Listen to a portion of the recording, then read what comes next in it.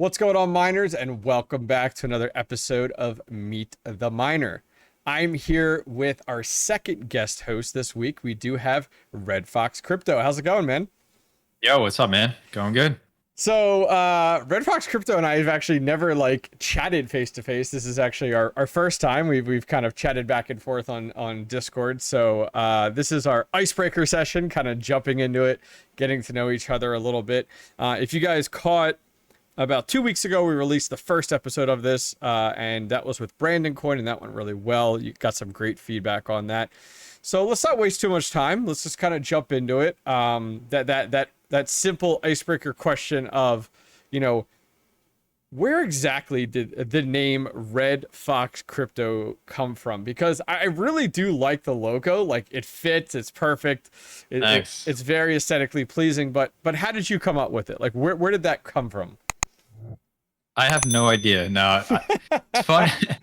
It's funny. It was I don't know, probably my YouTube channel will have the exact date, but I when I first got into mining and GPU mining, I decided I needed some type of alter ego online. Because the whole thing with cryptocurrency is, as I show my face here, is be anonymous as possible. So I remember sitting actually in this room in my chair, and I was just trying to figure out what the heck I was going to create first, as a Twitter handle, just so I could follow some crypto stuff that was happening that wasn't my personal handle. And as it turns out, a lot of the rigs that I had in the beginning, and still to this day, I just started naming them animal names and woodland animal names. And I think my first one, the 1070 Ti rig, was called Fox. And so I was like, all right, let's see if Fox, crypto is taken. Of course it was. And I was like, well, Red Fox, here we go. And so I created that, I think Twitter first, and then I created YouTube second. Before I was ever uploading or doing any video stuff, I went up creating that. And, that was it. And then so when it came time, really years later, when I decided to start creating YouTube content, I already had the handle, and it was just a matter of uploading some videos and stuff. But that's it. Nothing too deep or crazy. There are some fellow red mammals out there on the YouTube. There's so many, it's ridiculous. Like, when I first started getting into the scene, so I'm brand new to the scene. I started in actually December is when I said, okay, I'm going to do YouTube content, and my first video wasn't until February. But when I was starting to look like who's in the scene, watching people, I'm like, wait, there's Red Fox Crypto. Actually, one of your earliest videos I came across was the video a really good video, folks haven't checked it out, on kind of the different wattages and availability that you could use for SATA cables versus 6-pin, and that I always push people to your video that you've done of that. But thank you, man. Found your channel, and then I'm like, wait, there's a red panda. Okay, so I got a red fox, I got a red panda. I'm like, okay, cool. And then I'm like, and then I found a fox crypto, and then I found a panda. I'm like, wait, what is with these people? Everybody's red or a panda out there. I'm like, what is the deal? Yeah, man, I don't know. It's I mean, at least for me, it was a coincidence. But shout out Red Panda Mining obviously has done a ton for us, me and you in this space, really paving the way. So and then my logo, I just drew up one day wow, good for you. Just drew it up on Adobe Illustrator on my iPad, and that was it. Just whips out the iPad and bam, he's got talent, folks. Simple and easy as that. So let's dive into it a little bit. So you started mining originally on a GTX 1080 based off of my homework. Kind of what pulled you into the mining space then? That was what, 2018, if my homework serves me right, somewhere around there. What hooked you in? What was it? Was it a video? Was it an article you read? Kind of what made you take the first step into the mining space, big or small? What's funny is in this computer right now is that 1080, because I'm shifting around. It's still good. I'm shifting around so many cards right now. So it's here, man. It's here. It's still going. Even though, I haven't said this in any of my videos, but when I was redoing my basement, I accidentally dropped it. on the Oh, floor. is that the worst feeling in the world? You're like, oh my God, I hope Oh you still work. man, it's still kicking though. Here we are. Nice. But Nice. yeah, I remember it was a coworker of mine had gotten into crypto. His brother or something got into cryptocurrency, and his brother was like, "Hey, send me $100. I bet you I can do something with it." Okay. And this Very coworker cool. wound up making, like 70 grand off of, I want to say it was like Stellar or something back in the day. Ooh, And I was okay. just like, whoa, money. I'm interested. What's this all about? And I've heard of, Bitcoin over the years, but I've never, dived into it. And I just, magic internet money, just like anybody else. Yep. And so when I heard somebody had made some substantial money on this, this is during the last bull run, my interest was piqued. And so I remember just let me check out Bitcoin. Let me find out more about it. And there's this moment that I remember of my life as I'm just chilling in my living room in this house here, and I'm watching like a bunch of documentaries on Bitcoin on like Netflix or whatever at the time. And I pulled up the Bitcoin white paper on my computer, just chilling on the couch, and I'm reading through this white paper, and I get to the mining part, and I'm just like, whoa, okay.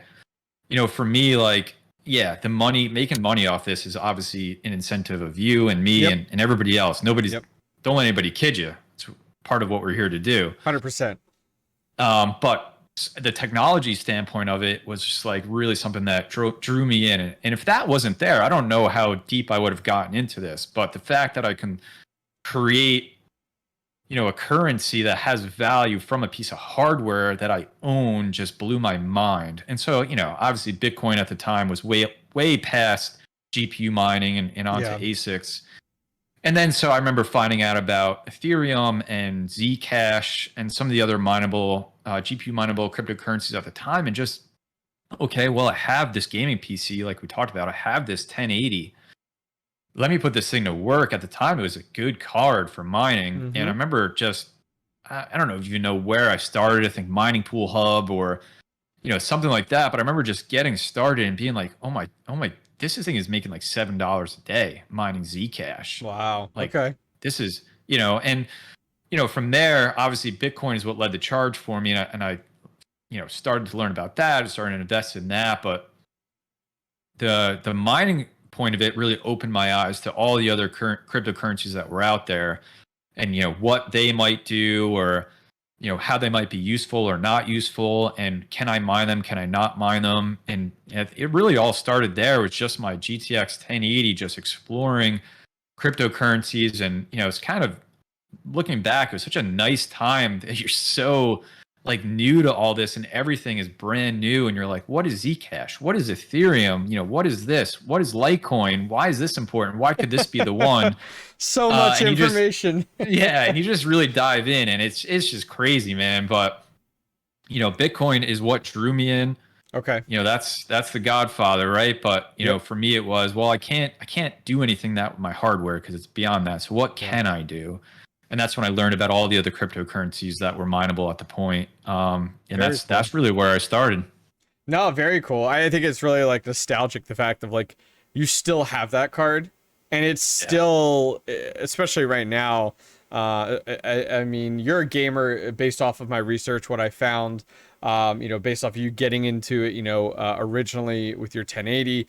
That being said, gaming, just a little bit about that, what games have really sucked you in? I think it's funny how like a lot of the miners I talk to are like, oh yeah, I'm a gamer too, but I kind of game after I do my mining stuff or mining content. So for you, over the years, what games have really pulled you in? Yeah. So, I mean, just going like all-time favorites, probably my first all-time favorite game was Ocarina of Time, obviously Zelda on Nintendo 64. Right? That's the one I came home from school and just pulled out the official strategy guide and just spent all night doing. And then the other big ones, Halo, was huge in my college years, right? And then Skyrim was like my first big PC, Fallout. So that was like your MMO game that kind of pulled you in and sucked away your life pretty much. Yeah, and then so that's why I had a 1080, was to play those games on it. And like once mining happened, like gaming stopped happening. Really, like it's just, for me, it's like, why why am I going to open a game when I can be making some money with this thing? It's hard, isn't it? It's really hard. And like, I still enjoy the small moments between mining and having a family that I can sit down and, open up, No Man's Sky or Tomb Raider or like whatever is out there. And I, just to get a couple moments, but then once I'm done, it's back to mining because that's the passion now, man. That's the passion. Excellent. So for you, would you consider in your current state, now you're not only a miner, you're also a content creator. Would you consider mining for you to be a hobby, part-time job, an addiction? Some people want to say it's a passion, but in reality, where does it really fall for you? Did you trade one addiction of gaming for another? I joke about this with Mrs. Red Fox. It's literally another job on top of my full-time job. Between, when mining was one part of it, and when you're in like the bear market time, it's just the rigs are just going. You're not really doing anything with them.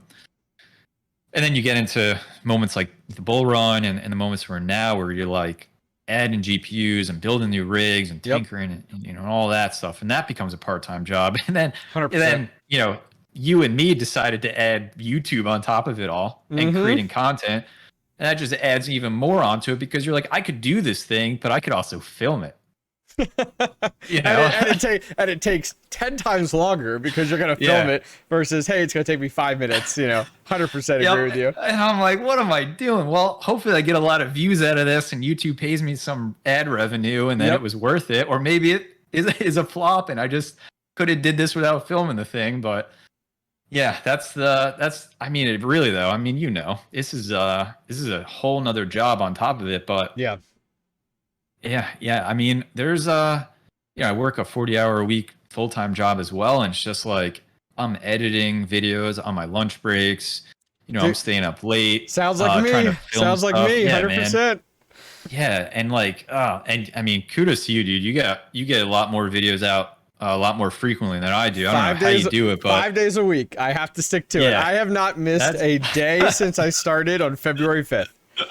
Dude, I don't know how you do it, man. If you could teach me your secret, because I'm like, all right, I'll do one live stream a week. That's good for a video, and then I'll try to do like 2 or 3 a week. But it's a lot of work. So it's definitely a whole nother job. And I think about like how much this means to me. And when I started this November 2020, is when I posted my first YouTube video. It was just I just wanted to give back, man. Because there were so many people that I learned so much from. There weren't all those, not profitable times either on YouTube or Discord or Twitter or whatever. And I was like, this would be really cool. This is so out of my comfort zone. Let me create some videos, give back to this community, and then as time goes on and everything is pretty much blew away my expectations, you can make some money from it too.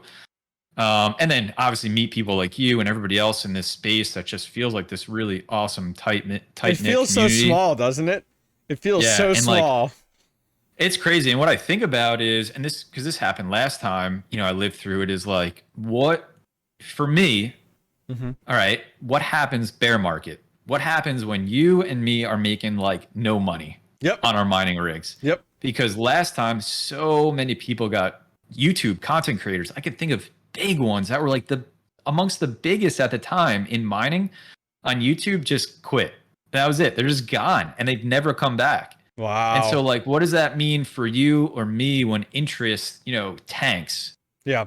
Yep. And I think Red Panda is a good example of this, who's somebody who's stuck around and he's reaping the benefits, of it now, but he stuck around that entire time. And like, I think about, for me, like, what is my mentality going to be when I'm not getting thousands of views? Maybe I'm getting hundreds of views, again, and revenue is really low. What could that mean in the future, when the next bull run comes, and how much do I want to stick with it? The answer is I'm not going to stop. I didn't stop last bear market, but, I don't know. What are your thoughts on that? I'm going to ask you a question now. Awesome. Throw it at me. What are your thoughts on that? You've come in at this time where things are really great. They're really profitable. You come in as a content creator. When interest in crypto mining goes down because of profitability and pricing, where do you see yourself at that time in continuing to create content, on YouTube? What are your thoughts on that? No, it's a great question. It's on my list for you, so this is a perfect talking point. So I've never experienced a bear market yet. As I said, I started mining and content creation at the exact same time. So I come from a gaming background and a gaming content background, and so when I started of my interest, back in December, I was like, okay, I'm going to do this. I started, and then I started to record everything in February and talk about it. It was a great time. January, February, getting into this, like real big opportunity, a lot of buzzwords around this, everything going on. Dogecoin helped out a ton with interest in it. As much as we laugh about it, it's like that fueled interest.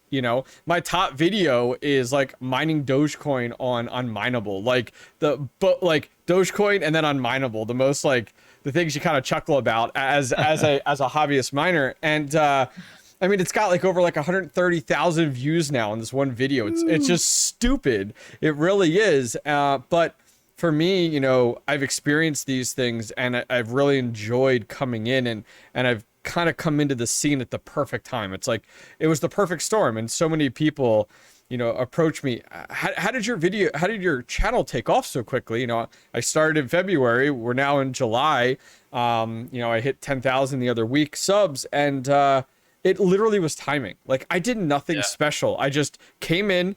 I didn't act like the expert. I acted as the new guy who doesn't know anything, and just kind of went through it. So that being said, talking about bear market, I'm like, I got no clue. But for me, nothing's going to change for me, because everything about mining is a fun hobby for me. Like, now I hate to say this, I could have a fire in my basement, lose it all, and I financially am not like, oh my God, I'm stuck. I can't do this again. It's like, all right, this sucks. I will file with my homeowner's insurance the best I can. Good luck getting them to like cut me a check for all these for my cards. But that's it. That's it. Like, bear market for me, I'm just going to keep doing what I'm doing. I'm going to keep adding GPUs when I see good opportunities. And I'm going to keep creating content. And if we come out the other side of it, which is my plan, and all of a sudden there's another bubble, another crypto bubble, I'll be there. That's kind of my mentality. What about you? Yeah, man. I mean, I'm one of the things that I share as advice to so many people that got in during this last bull run is just think long term. You just have to. If there's one thing I learned from this whole crazy few years, you got to think long term. Anybody that's come in thinking they're going to make a quick buck, they're just going to get shaken out, and all the rest of us will reap all the rewards that they could have. So yeah, for me, I was through it before, and there's been many other miners, have been through it multiple times, that have been in this longer than me. But it's tough for sure. But if anything, this last bull run just made me more and more passionate, more bullish on this whole thing long term. So I just keep that long term mindset, which means mining is going to keep going no matter what, unless it's it's better to buy the coins than to spend the electricity. Then I will make that decision. But otherwise, YouTube content creation has been a blast. So this is going to keep going no matter what happens. No, I appreciate you bringing that up. So I'm going to kind of take a step back. You had talked about Miss Red Fox there, that being the wife. So what does she think of all the mining shenanigans that you seem to be getting into? Questionable, supporter, a biggest fan, kind of where does that fall for her? Definitely a huge support. I think the biggest support that she gave me was when I bought her something nice from all the mining profits. Nice. But I think in the beginning it was, just something I'm doing in the basement or in this office. What's he into now? I'm always into something, and when I get into something, it's 100%, right? It's just how I work. And then it's turned into what it's turned into, which sometimes is tough because got Red Fox Jr. running around. Oh, nice. So awesome.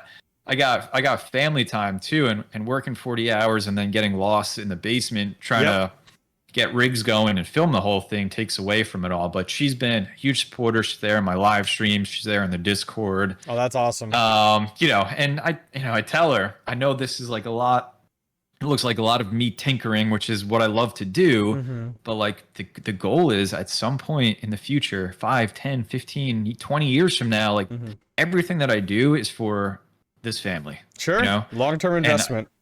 And I just wound up finding something that like ticks a few of my passion points and gives me some fulfillment, you know? And that's, you know, first, like the technology point of it, obviously making some money, and then being creative, right? I'm a musician before I was any of this. Okay. So I love creating stuff. I love learning how to do video. I love making music for my videos and like all that stuff. So it checks some boxes for me, but it also is hopefully for me and you setting up us and our families for, you know, the future.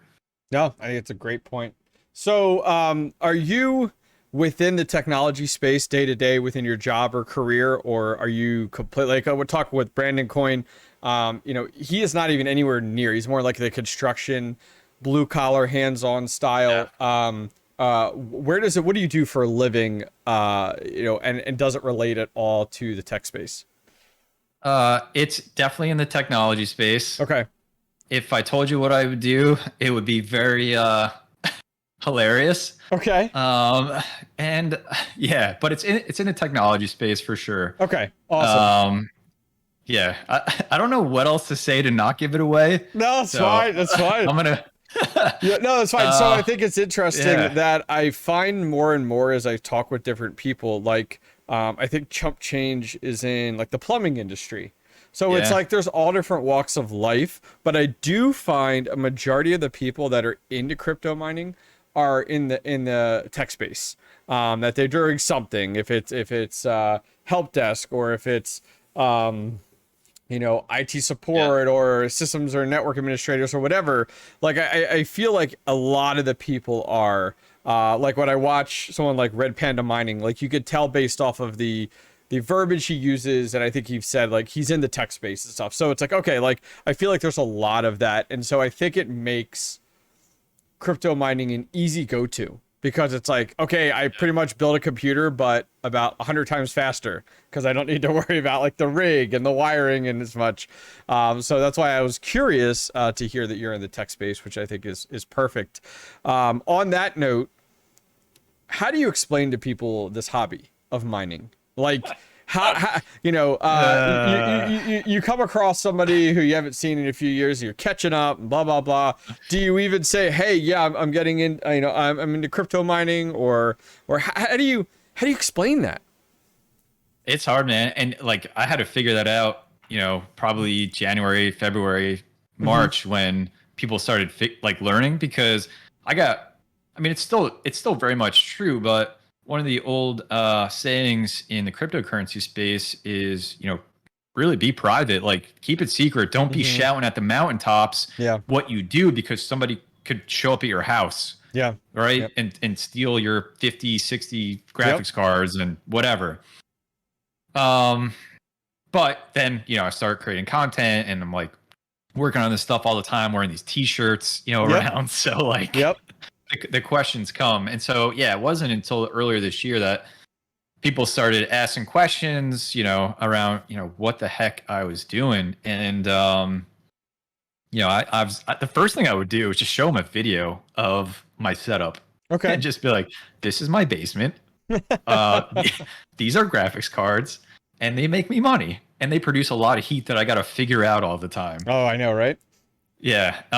But yeah, that's, you know, the way I would explain it is I bought these machines that solve math problems. You know, they race to solve them, and if they win, then they get paid money for the work they put in, and I get that money. And that money may go up or down in value over time, like any investment. Okay. And you know, I just at first that's the simplest I put it in, and depending on their knowledge of the space, then I'll explain a little bit more. But yeah, and then just their faces when they see the stuff, it's like I'm numb to it at this point. Oh yeah, it's just like I see 100 graphics cards. I'm like, yeah, that's cool. but people that have never seen this before, and I show them like even just a 6-card rig on like an open air Veta frame. They're like, "What is this thing?" And I'm just like, "Well, I don't. It's a mining rig. It's the norm for you and I. It's like every day. It's like, oh yeah, like that is what it is. That's really funny. So so jumping from there, you know, I feel like you're the go-to guy for grow tents. Like you've made that your thing. And is that a blessing or a curse? It sucks, man. It sucks so bad. All right, give it to me. Why is that? It's just like a never-ending experiment. That's it. Like in the winter, you know, my light turns off because it's 10 o'clock.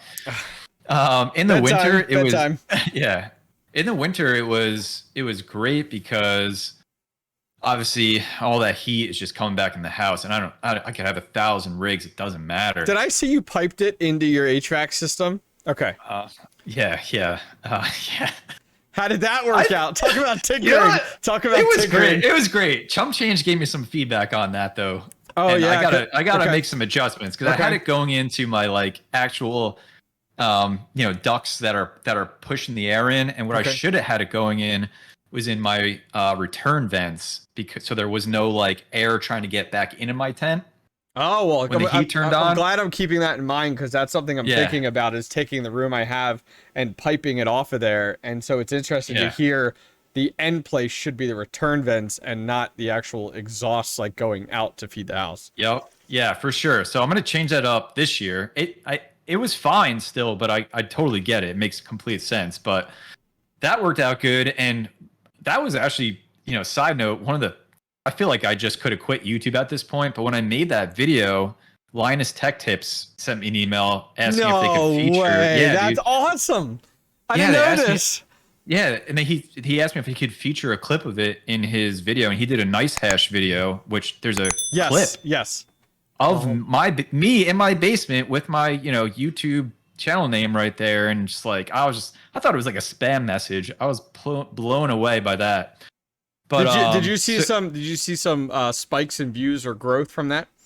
Yeah, I saw a lot of views on that video specifically. Not as many as I would have thought, but still, like I don't know. Like I was just like, all right, I quit YouTube. That's it. I'm out of here. I'm like, done. What else could happen? That's awesome.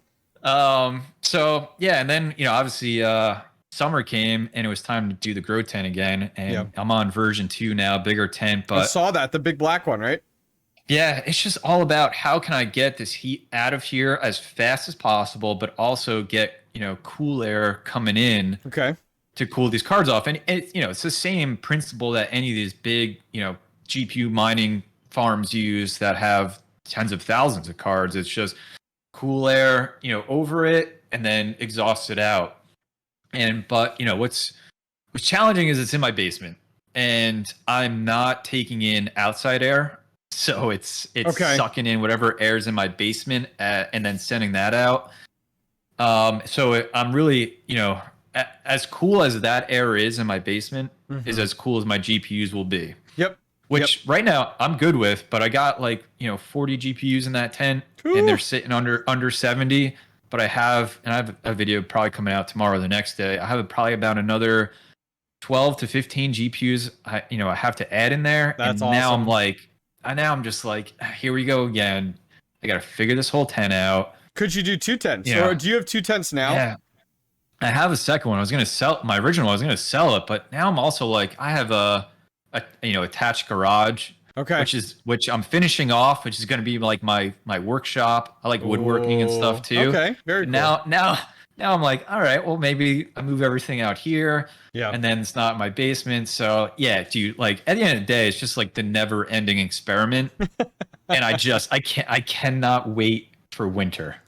As he looks at the camera and like, yeah, that's really funny. So the reason I'm so interested is just the fact of like, I'm building a quasi grow tent in my basement. No, how's it going? And it's good, but I'm super nervous on like airflow because like everybody is like, oh, you're gonna need more airflow. You're gonna need more airflow, and I'm like, shit. Like that's the last thing I want to hear. And so the hard part is like 90% of my basement is underground, so my property is on a slope. So where I built this room And I go back because my dad has been working with me to build this basement. Like, we designed it together and did the drywall together and everything. It's been a great experience with a father-son type of situation. But That's awesome. at one point, he had said to me, and I'm regretting it now, what if you moved your mining room over to the opposite side of my basement, which is the one side of the basement that is outside? Like, you could walk out the door and there's a window there and everything, and you're outside. And I was like, no, I want to put it over here, and, you know, stuck in my ways. And now I'm like, dude, if I did that, like, what, you know, I could have at least used the window. Like, I could have used the window to put the exhaust fans and stuff, and done the ones I originally were going to go with, which were meant for these exterior walls. And like, part of me also wishes that I didn't do anything in my basement at this point, and I just bought a shed. I just bought a shed. Yeah, dude. Yeah, because man. Hash Raptor knew. He got his shed, man. Yep. And so that is going to be next step for me. Like, if I fill that room, or I max out where I can go, it's like, great, everything mining Ergo and ETC is going to be in my basement, and then everything doing Ravencoin, is going to be outside. Yeah, so it's going well. I'm making really good progress. Like, the intake system I got in place, the exhaust system I got in place, but I'm concerned I'm going to have to replace. So I went with the AC Infinity route, which is entirely grow tent world. Yep. Which, by the way, like, now I'm like AC Infinity crazy. Like, I bought register like events like in my kids' rooms where like the vents are up in our upstairs.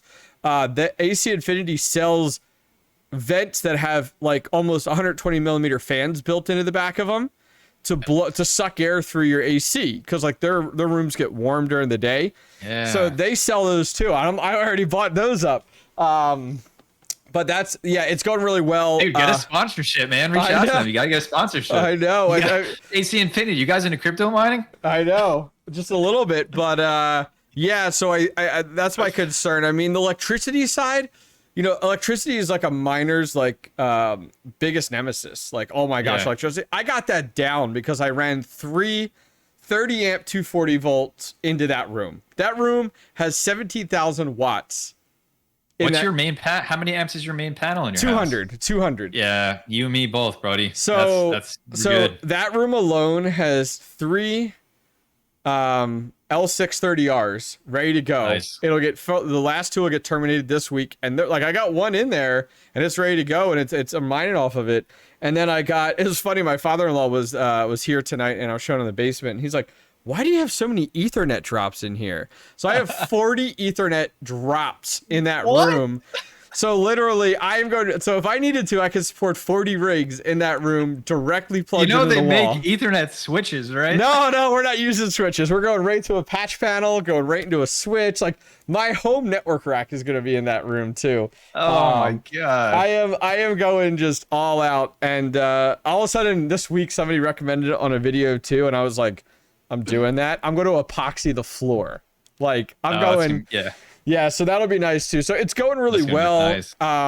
Things will slow down now. They were really speeding up because I needed to have everything from a wall perspective done before last weekend, when I scheduled for my brother and my dad to come out and help drywall. Now I'm back to take my time. So like a little bit of progress here and there, but so it's good. So switching back to to grow tents a little bit. I got a GoPro right in front of me. So for miners that don't have a dedicated space, almost like you were originally like very garage driven. I saw that you had some stuff in your garage at one point, and then it moved to the basement. Is the grow tent like the go-to? I mean, what is your biggest challenge with a grow tent? Because I mean, it conceals that heat, which is a huge win. Yeah, I think that's it. And you know, there's been a lot of people that have had them in apartments and stuff. Yeah. Couple things is, one, it's still like, it radiates heat. Like, it doesn't, exhaust heat, but you could get close to it and you feel the heat still coming out of that tent. You gotta cool your tent. Yeah. And so that's one. And then two, like the ideal setup. Yep. is to have intake coming from outside and then exhaust going outside. 100%. Because then you're not dealing, then it's a complete enclosed system using external air, and it's not doing anything with the air inside your space, which is not the setup that I have.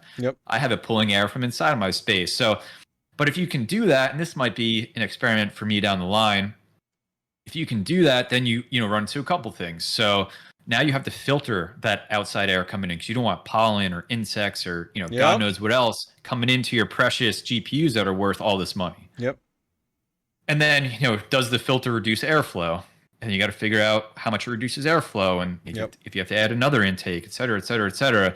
But that's the ideal. If you can get even if you were in an apartment and you had maybe a separate bedroom or even your main bedroom, if you could set up a grow tent and you could have a window and you could have intake coming from that window and exhaust going out that window and everything filtered, then that's it. That's like the setup that would work for pretty much anybody. I think when you start getting to the 30, 40, 50, 60, 100 GPUs, then it just becomes almost impossible, I think, to in a grow tent. And then it's time to start figuring something else out. Yeah, no, I think it's smart. I mean, that's where for me, it's like once I get that room to the point where I might literally build out that room and literally within a few months go, this isn't working. Like I hope not, man. Yeah, I hope not. Yeah, You put so much work into that. Yeah, I mean, I still I can really, like, I know AC Infinity has the 8-inch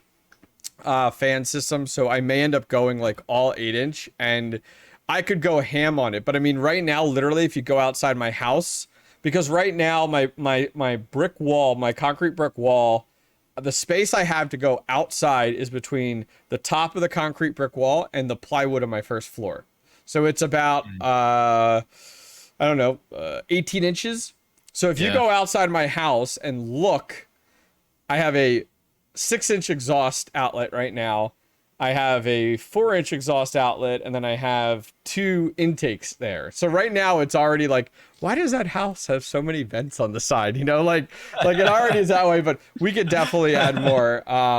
And part of me, I'll be honest with you, part of me looks back and goes, either I wish I would have went the grow tent route, because you could always tear that down versus like cutting holes in your house and stuff like that. But I'm definitely going to, if success continues, which I'm very thankful of, if success continues on the route we're going, my plan is to put a shed, because literally a shed with like 4 intakes and 4 exhausts just going straight through the shed on each side. Man, that seems so simple and easy to me. Like that is not rocket science at all.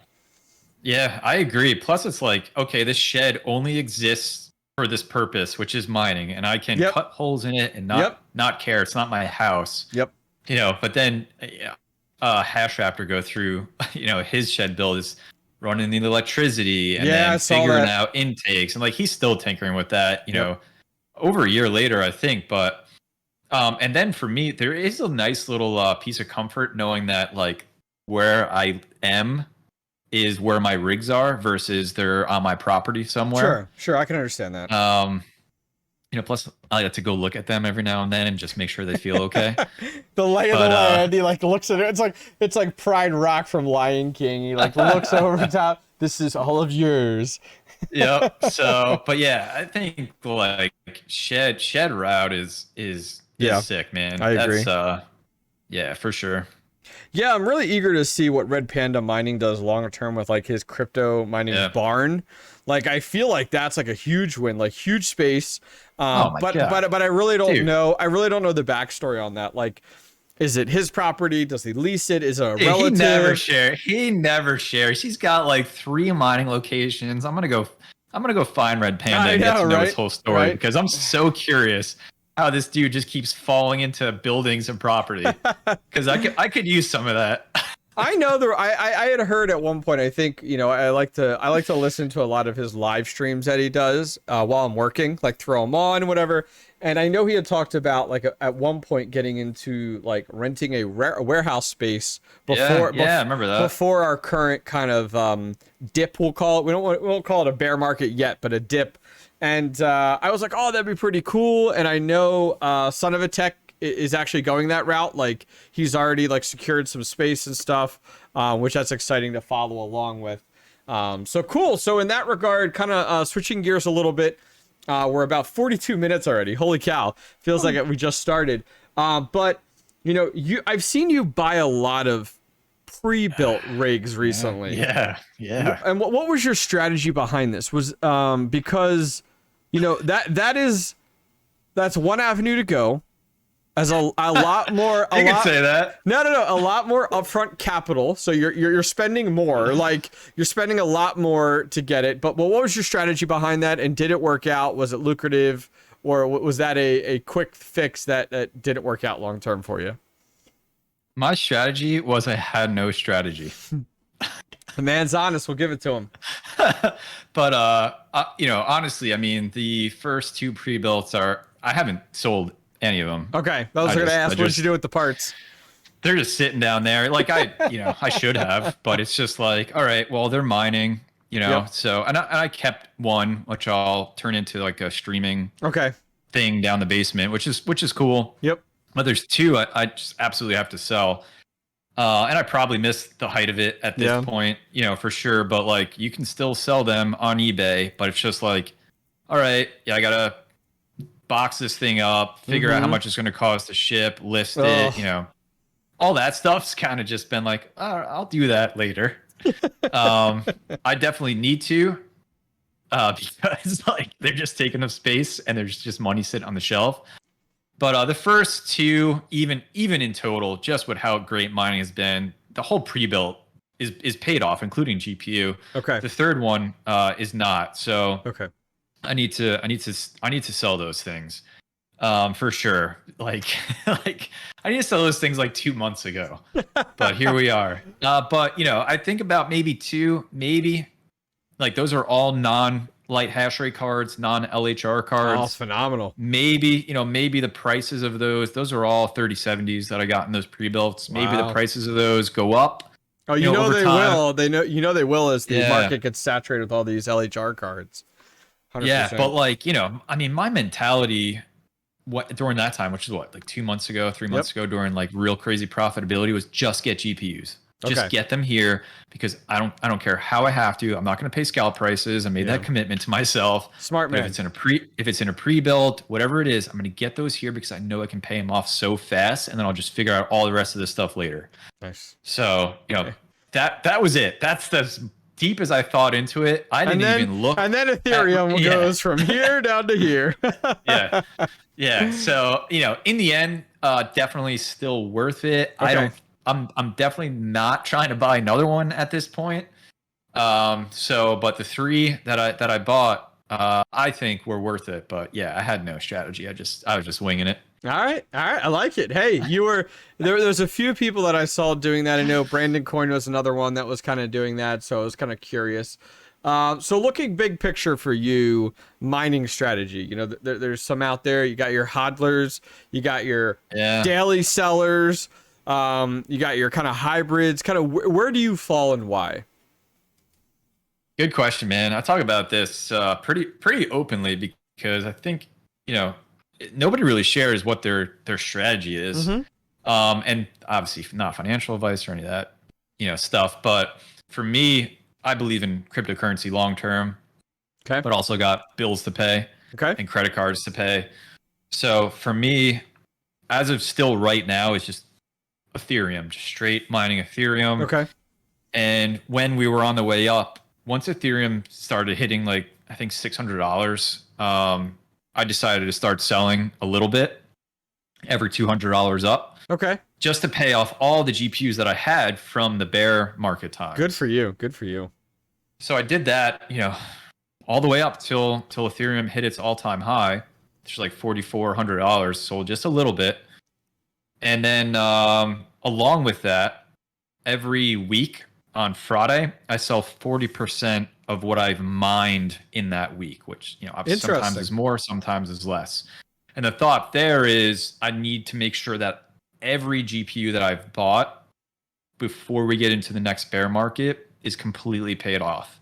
Because that is one of the hardest things in the bear market, is having this overhead of graphics cards and parts and all that. And you're just like, man, looking at these multi-year break evens at current rates. And so you typically don't sell during bear markets, you just hold. Yep.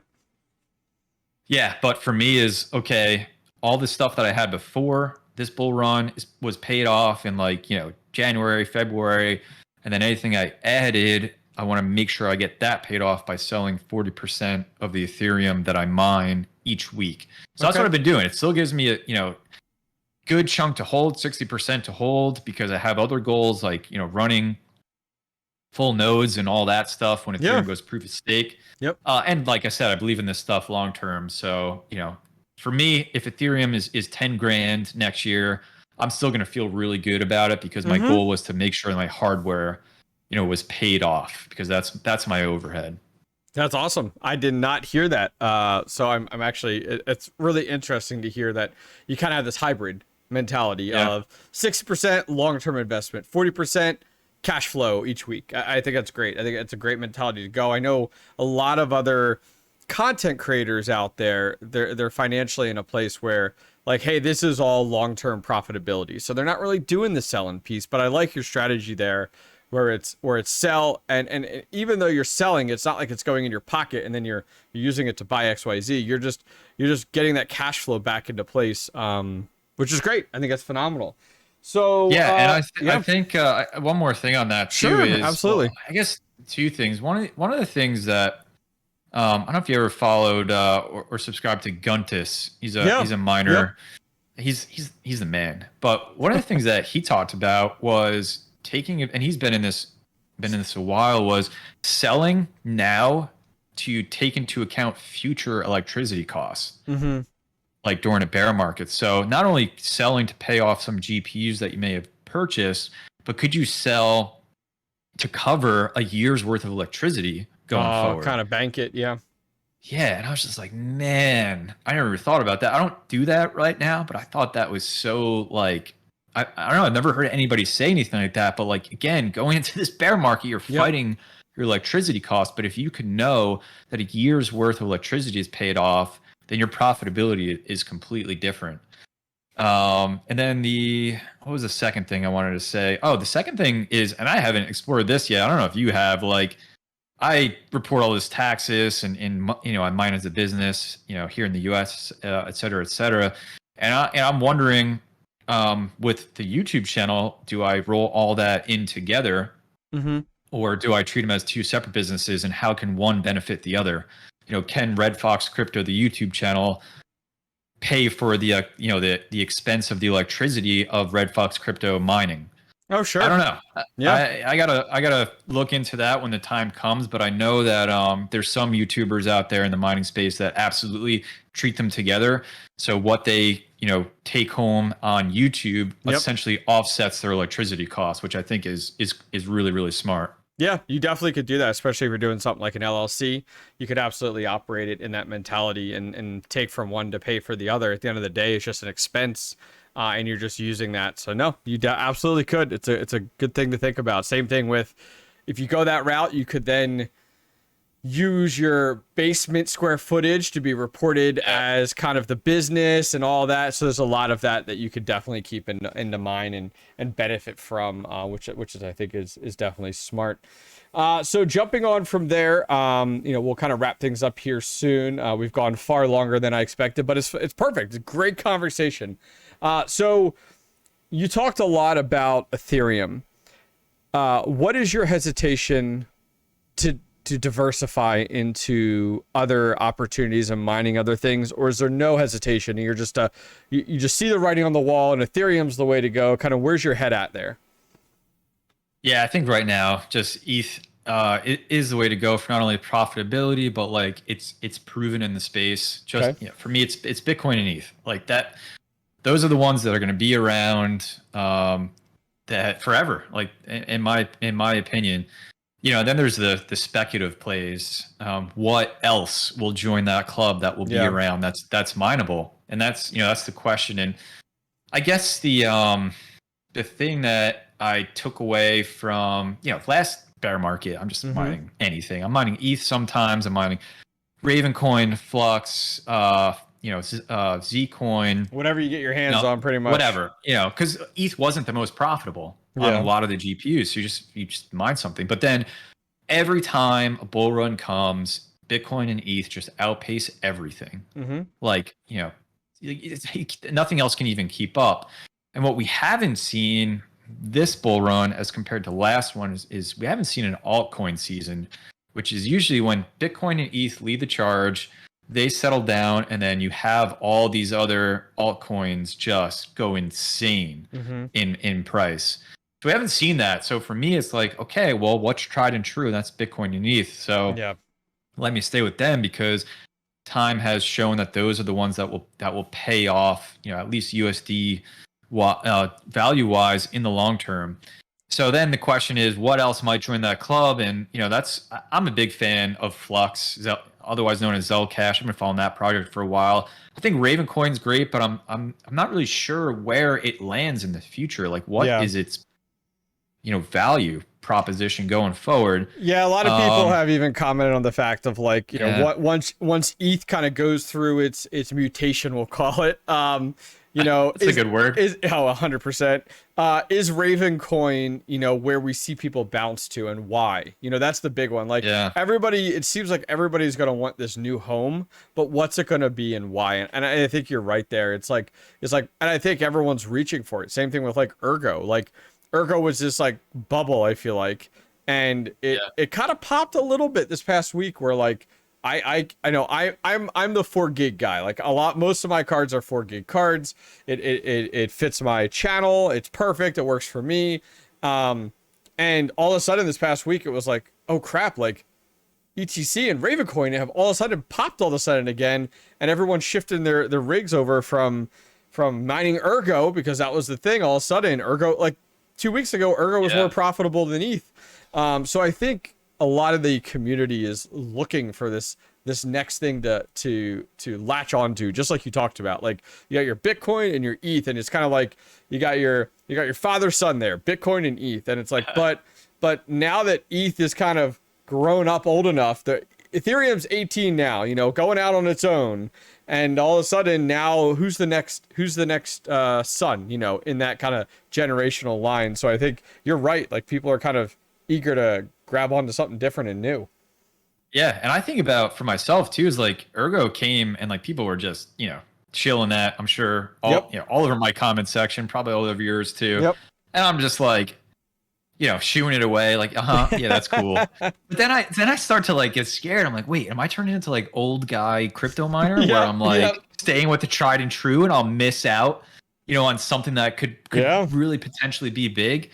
Because I think there is something to, like, I didn't really think, I think none of us really thought about when Ethereum stops being proof of work, it goes to proof of stake. We're all looking at the, Ravencoin and Firo and Conflux and all these other, okay, where are we going to move to? I don't think anybody was thinking of some new, proof of work crypto mineable cryptocurrency like coming to the forefront and being like the replacement for Ethereum. We were all like, we're going to spread. And so I don't know, like 3, 4, or 5 years from now, are we going to look back at this video and be like, whoa, I wish I was mining more Ergo at that point, because it became, the replacement for Ethereum. For me though, I think one of the things I'm not great at right now, since Ethereum was so profitable and still is just like getting to know where all the other proof of work projects are as far as development and roadmaps. Yeah, I can see that. I think during the bear markets, you get really good at that, because you're trying to figure out where the long-term investment might lay when you see their future roadmap and what's happening on the project. And that, for me, is where I like to look. And I think others like to look at what's most profitable. And that's what, like you said, you see a lot of shifting of hash rates going back and forth. Yeah. But just like Ethereum has proved, is like the long-term play is like, what is the thing that's going to have the most value, because it has stuff happening. And so that's what we have to all figure out is that Ergo, is that Ravencoin, is that Flux, is it Fira? What's the thing that in the long term will still be around, because there's stuff happening in the project that's going to bring value later? So that's the question. No, I think you're absolutely right. I mean, I think you see a lot of people, like I would say a large percentage of the viewership on my channel, and I think it's because of how new I am, is a lot of these people that are looking for the get rich quick opportunity, where it's like, okay, Yeah, what man. should I mine? What should I mine? And then how do I sell it? And it blows me away when I find these people that like start mining today and then tomorrow they want to know how they cash out their 5 cents. And it's like, oh my goodness, but I do see the value of diversification, and that's kind of like my entire strategy. And so I'm finally getting to the point, I'd say within the next 4 weeks, where I will have enough GPUs and enough rigs that I can kind of say, okay, because of you're running these cards, you're my Ethereum Classic rig. And that's like all you're gonna run. And oh, you're my Ergo rig because you run hot as anything. And so you're Ergo because and kind of going that route. And because I'm coming into the space so late, I would say, just because like coming in February 2021, just a few months ago, from my perspective, it values me more to diversify in these smaller coins, so that if one of them does pop off, then great, I've done very well, because of that. Versus like, okay, I'm coming in February and I'm going to spend a fortune on 3000 series cards. And oh wait, how long does it take me to mine Ethereum? Oh my God, I'm not going to see anything for 6 months, So that's kind of some of my mentality there. But that being said, let's see here. I think we'll wrap things up here in just a minute. Wanted to kind of find out a little bit more, kind of wrap things up on if you had to pick a GPU, you started in 2018, and I always like to ask this question: is there a GPU that one is your favorite GPU to mine with? Like it's a workhorse, it's perfect, it never has issues. And on the flip side, what GPU is your arch nemesis? Which it's like, God, if you could sell it right now, you would, without putting everything aside. I think 1660 Ti's are probably my favorite mining GPU. Like just how efficient they are. I have a ton of them. They just keep going. They're killer. It's like Sebs and Chump Change are like the 1660 trio. Just so good, man. Like they just never have issues. I don't know how else to explain it. They never have issues. That's awesome. The Arch Nemesis GPU is the 5700s, man, or the 5700 XTs on AMD's side.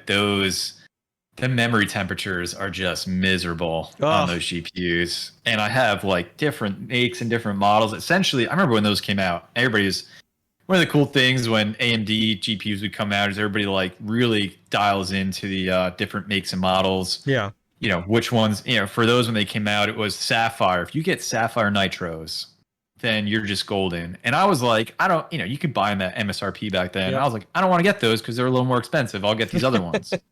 Man, I regret that because those Nitros would look cool in that Grow 10 right now. Mm-hmm. But instead I got a bunch of different 5700s and XTs, and you got to BIOS mod them. You got to mess with power play tables.